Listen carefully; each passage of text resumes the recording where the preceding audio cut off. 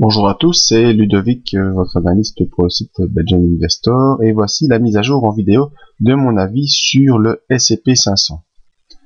Alors, petit retour sur l'unité hebdomadaire, en effet, pour ceux qui ont assisté à la conférence AvaFX de vendredi à Bruxelles où j'ai présenté ce graphique hebdomadaire, mais j'avais assisté sur la possibilité du S&P 500 de rejoindre rapidement les 1363 points qui sont les 100% de retracement, mais j'étais un peu créatif face à ce range ici, ce range haussier et cette borne haute qui pouvait un peu bloquer le cours. Et bien à la clôture de ce vendredi, eh bien on voit que le trend haussier a été franchi, donc je réitère mon avis qu'on va rejoindre rapidement les 1363 points sur le S&P 500.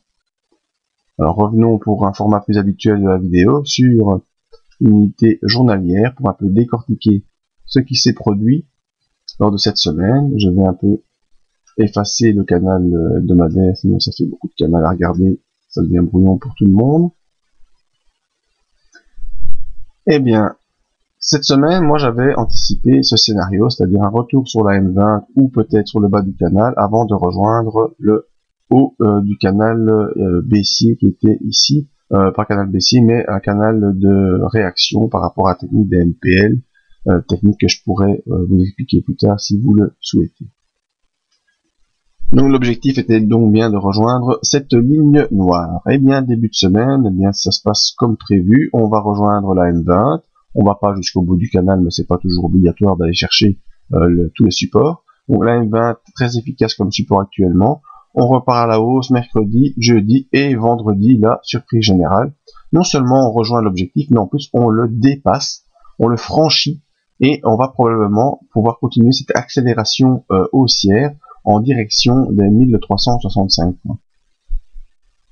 Donc je peux un peu effacer le scénario que j'avais envisagé la semaine dernière et qui a été validé.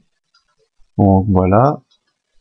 Cette ligne de canal, eh bien, on va se la garder elle pourra servir de support. Celle-ci, je vais un peu l'effacer pour faire un peu plus clair.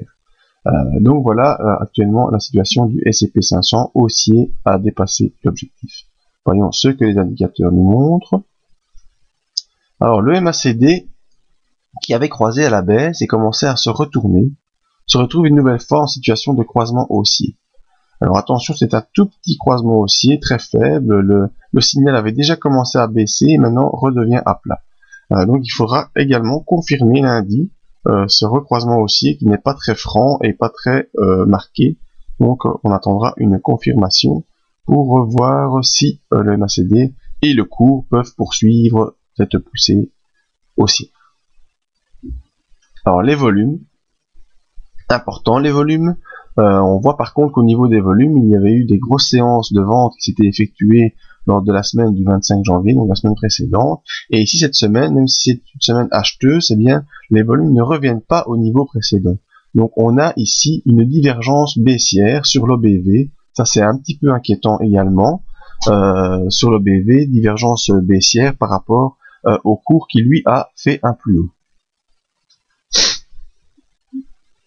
Alors le RSI, qui est un des meilleurs indicateurs d'intensité et de force du cours, bien lui par contre le RSI est au-dessus de son dernier plus haut, se situe à 73,57, se trouve dans la zone entre 60 et 80, toujours dans ce canal haussier, ce qui nous montre que le RSI est toujours très fort et que donc le S&P est dans une impulsion forte par rapport à lui-même et pourrait donc poursuivre. Donc ici on a des indicateurs qui se contredisent un peu, le RSI qui montre la force du S&P 500 pour l'instant et l'OBV qui est un peu en divergence au niveau des volumes. MACD, croisement faible. Donc pour la semaine prochaine, ce qui à mon sens devrait se produire, ce sera probablement un retour en cours de semaine sur cette zone ici, peut-être jusqu'au support ici via une mèche, mais il ne faudrait pas enfoncer cette zone qui est cette droite de réaction par rapport à la MPL qui était ici, donc MPL, la multi-pivot line. Maintenant, pour les objectifs, premier objectif, ce sera de rejoindre ici les 1365 points, sans oublier que nous avions ici une épaule, tête-épaule inversée, dont l'objectif lors du passage qui s'est fait ici, Donc il faut que je déplace ma flèche. La sortie c'est fait ici. Donc objectif quasiment identique à 1360 points.